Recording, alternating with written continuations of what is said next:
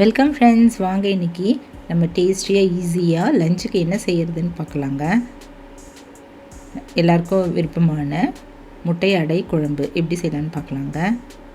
நல்லா ஈஸியாகவும் டேஸ்டியாகவும் செய்யலாங்க.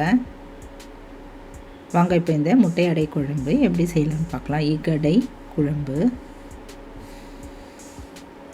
நல்லா சூடான சாதத்தில் போட்டு பிசைஞ்சு சாப்பிட்டா அவ்வளோ அருமையாக இருக்குங்க. வாங்க இப்போ இந்த முட்டை அடை குழம்பு எப்படி செய்யலான்னு பார்க்கலாம். இப்போ நல்லா 2 வெங்காயம் பொடியாக அதுக்குள்ளே அரிஞ்சு எடுத்து வச்சுக்கலாம். ஒரு தக்காளி, ஒரு பச்சை மிளகாயும் கட் பண்ணி எடுத்து வச்சுக்கலாங்க. தேங்காய் ஒரு அரைமுடி துருவி எடுத்து வச்சிடலாம். இப்போ நம்ம தேவையான எக் இதில் உடச்சி ஊற்றிடலாங்க. நான் ஒரு 3 முட்டையை இதில் உடச்சி ஊற்றிட்டேன்.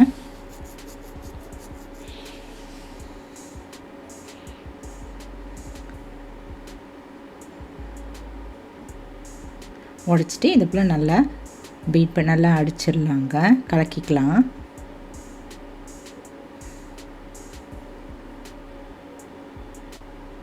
இதில் ஒரு 1/4 டீஸ்பூன் மஞ்சத்தூள், 1/2 டீஸ்பூன் அளவு சாம்பார் தூள், ஒரு 1/2 டீஸ்பூன் அளவு உப்பு போட்டுட்டு நல்லா இதுக்குள்ளே கலந்துக்கலாங்க. கலந்து எடுத்து வச்சிடலாம். இப்போ இதில் மிளகுத்தூளும் ஒரு 1/4 டீஸ்பூன் அளவு போட்டுக்கலாம். சோம்பு ஒரு 1/4 டீஸ்பூன் போட்டுட்டு நல்லா கலந்துக்கலாம். இப்போ அடுப்பில் ஒரு கடாய் வச்சுட்டு அதில் 2 ஸ்பூன் அளவு ஆயில் ஊற்றிட்டு அரிஞ்சு வச்சுருக்கிற வெங்காயத்தில் பாதி மட்டும் போட்டு லைட்டாக அப்படி வதக்கிக்கலாங்க.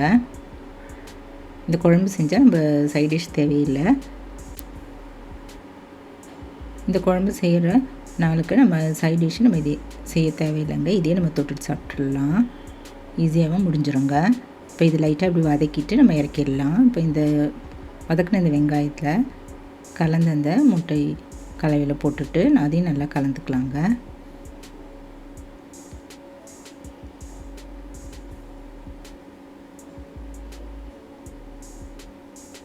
இப்போ எக் அடைக்கு நம்ம ரெடி பண்ணி வச்சாச்சு. இப்போ அடுப்பில் ஒரு தோசைக்கல் போட்டு ஒரு 3 ஸ்பூன் அளவு ஆயில் ஊற்றிட்டு நல்லா தேய்ச்சி விட்டுடலாங்க. தேய்ச்சிட்டு நம்ம கலந்து வச்சுருக்கிற முட்டை கலவையில் இதில் கொஞ்சமாக ஊற்றிக்கலாம். ஊற்றிட்டு 2 பக்கமும் நம்ம இதை அடித்து விட்டுடலாங்க. ரொம்ப நேரம் விடாமல் கொஞ்ச நேரம் திருப்புற அளவுக்கு நம்ம இந்த ஸ்டேஜ் வந்த உடனே நம்ம இதை திருப்பி விட்டுடலாம். ஒரு சைடு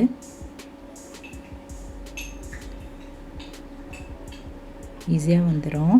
ஒரு பக்கம் நல்லா இதுக்குள்ளே திருப்பி விட்டு இந்த பக்கமும் 4 பக்கமும் நம்ம இந்த ஃபோல்ட் பண்ணிக்கலாங்க.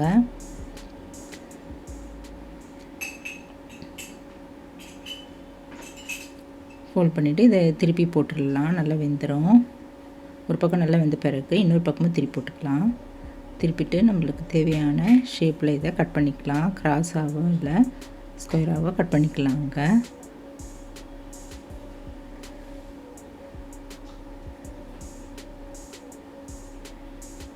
இன்னொரு பக்கமும் நல்லா வெந்துருச்சு. இப்போ இது கிராஸாக இப்படி கட் பண்ணிவிட்டு 2 பக்கமும் நல்லா செவந்த பிறகு எடுத்து வச்சிடலாங்க. இந்த பக்கம் நம்ம எல்லா முட்டையடையும் ரெடி பண்ணி எடுத்து வச்சுக்கலாம்.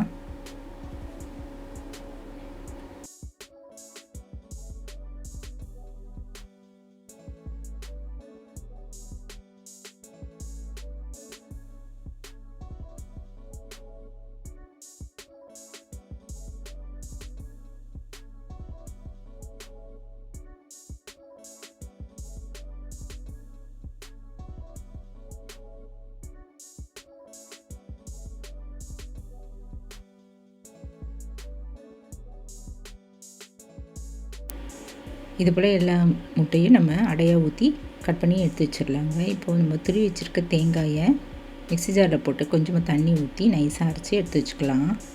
அடுப்பில் ஒரு கடாய் வச்சுட்டு அதில் 4-5 ஸ்பூன் அளவு ஆயில் ஊற்றிக்கலாங்க. இப்போ எண்ணெய் நல்லா காஞ்சதும் ஒரு 1/2 டீஸ்பூன் அளவு சோம்பு போட்டு தாளிச்சிக்கலாங்க.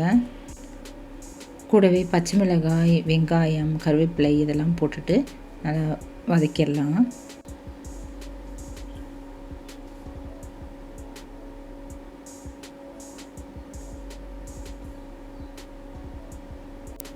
இதில் ஒரு 3 பூண்டு பல் அப்படி நசுக்கிட்டு நம்ம கல்லில் அப்படி நசுக்கிட்டு இதில் போட்டு அதையும் சேர்த்து வதக்கிக்கலாங்க. வதக்கிட்டு நம்ம தக்காளியும் போட்டுட்டு சேர்த்து வதக்கிடலாம்.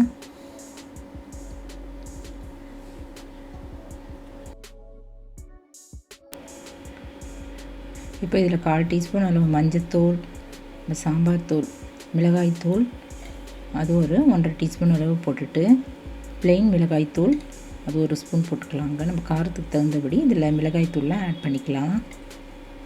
போட்டு நல்லா கலந்துடலாம். தனியாத்தூள் 1 ஸ்பூன் அளவு இதில் சேர்த்துக்கலாங்க.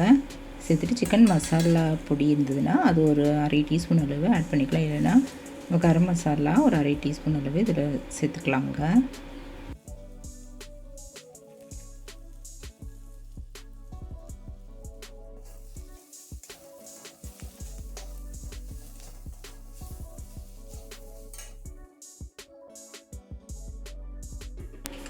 இப்போ இதையும் நல்லா கலந்துட்டு இப்போ நம்ம இதில் தேவையான தண்ணி இதில் ஊற்றிக்கலாங்க. ஒரு 2 டம்ளர் அளவு தண்ணி ஊற்றிட்டு நல்லா கலந்துக்கலாம். கலந்துட்டு இதில் 1 ஸ்பூன் அளவு கல்லுப்பு சேர்த்துட்டு நல்லா கொதிக்க வச்சிடலாங்க.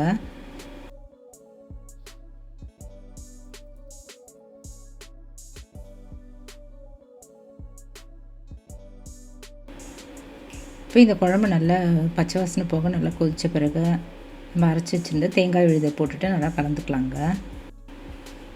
கலந்துட்டு நம்ம மூடி வச்சிடலாம். ஒரு கொதி வந்ததும் நம்ம அந்த ரெடி பண்ணி வச்சுருக்கிற முட்டை அடையை இதில் போட்டுடலாங்க. இப்போ குழம்பு நல்லா கொதிக்க ஆரம்பித்தது நம்ம இந்த அடைகள் எல்லாம் இது மேலே அப்படியே போட்டுடலாம். ஒவ்வொன்றா எடுத்துகிட்டு நம்ம இதில் போட்டுடலாங்க. இது போட்டு ஒரு 2 நிமிஷம் வரைக்கும் லைட்டாக அப்படி மீடியம் ஃப்ளேமில் வச்சு கொதிக்க வச்சிடலாம். ரொம்ப கொதிக்க வைக்க வேண்டாம். மூடி வச்சிடலாங்க. இப்போ கொஞ்ச நேரம் கொதித்ததும் நம்ம இதை ஸ்டவ் ஆஃப் பண்ணிவிட்டு இறக்கி வச்சிடலாம். மேலே கொத்தமல்லி தழைகள், கருவேப்பிலை இதெல்லாம் தூவிடலாங்க. இப்போ நல்லா டேஸ்டான முட்டை அடை குழம்பு தயாராகிடுச்சு. நல்லா சூடான சாதத்தில் போட்டு சாப்பிட்டா அருமையாக இருக்கும்.